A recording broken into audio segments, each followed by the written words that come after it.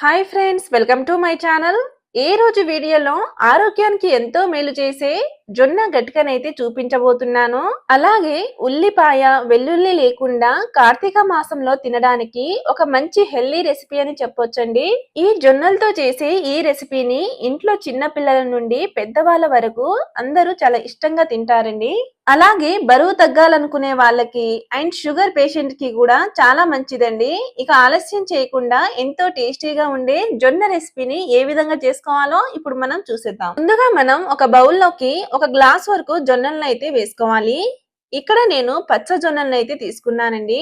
కావాలంటే మీరు తెల్ల జొన్నలతోటైనా చేసుకోవచ్చు. తర్వాత ఇందులోకి బాగా మరుగుతున్న వేడి నీళ్లను పోసి ఒక 2 గంటల పాటు నానబెట్టుకోవాలి. పచ్చ జొన్నలు కొంచెం చేదుగా ఉంటాయి కాబట్టి ఇలా నానబెట్టుకుంటే చేదంతా పోయి తినడానికి బాగుంటుందండి. ఇప్పుడు నేను 2 గంటల తర్వాత అయితే చూపిస్తున్నాను. చూడండి, జొన్నలు అయితే చక్కగా నానాయి. మనం వేడి నీళ్ళల్లో నానబెట్టుకున్నాం కాబట్టి తొందరగా నానిందండి. అదే నార్మల్ వాటర్ లో నానబెట్టుకుంటే కనీసం 5 నుంచి 6 గంటలైనా టైం పడుతుంది. ఇప్పుడు నేనైతే ఈ జొన్నల్ని గ్రైండ్ చేశాకైతే చూపిస్తున్నానండి. జొన్నల్ని గ్రైండ్ చేసేటప్పుడు పావు కప్పు వరకు నీళ్లను పోసి కొంచెం కోర్స్ గానే గ్రైండ్ చేసుకుంటే తినేటప్పుడు బాగుంటుంది. జొన్నల్ని చక్కగా గ్రైండ్ చేసుకున్నాక స్టవ్ మీద కడాయిలోకి ఏ గ్లాస్ తోటైతే జొన్నల్ని తీసుకున్నామో అదే గ్లాస్ తోటి 4 లేదా 4.5 గ్లాసుల వరకు నీళ్ళని అయితే పోసుకోవాలండి. నీళ్ళను పోసాక ఇందులోకి టేస్ట్ కు సరిపడా సాల్ట్ ను వేసి అంతా ఒకసారి బాగా కలుపుకోవాలండి.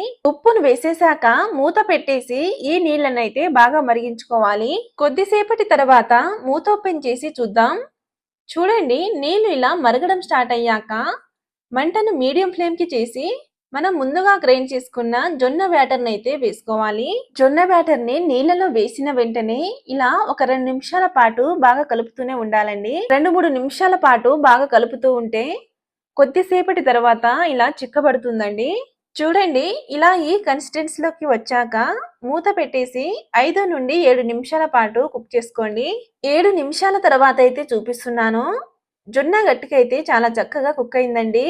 ఇంకొంచెం మీకు పల్చగా కావాలంటే కొద్దిగా వాటర్ ని పోసి కొంచెం జారుగా అయితే చేసుకోవచ్చు. ఇప్పుడు ఇందులోకి తాలింపు కోసమని 1 టీ స్పూన్ వరకు ఆయిల్ ని వేసి వేడి చేసుకోవాలి. ఈ ఆయిల్ వేడయ్యాక హాఫ్ టీ స్పూన్ జీలకర్ర, కొద్దిగా ఆవాలను వేసి లైట్ గా ఫ్రై చేసుకోవాలండి. అలాగే ఇందులోకి కొద్దిగా అల్లం తురుము, ఒక రెమ్మ కరివేపాకుని వేసి పచ్చి వాసన పోయే వరకు చక్కగా లో ఫ్లేమ్ లోనే వేయించుకోవాలండి.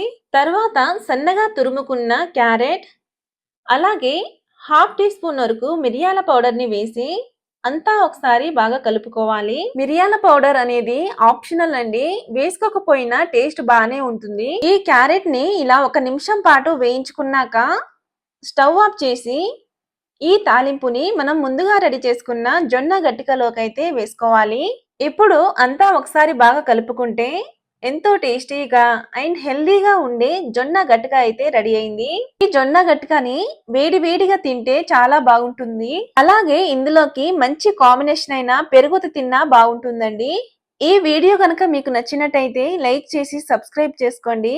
అలాగే పక్కనున్న బెల్ ఐకాన్ కూడా ప్రెస్ చేయండి. అండ్ ఈ రెసిపీ మీకు ఎలా వచ్చిందో కూడా కామెంట్ చేయండి.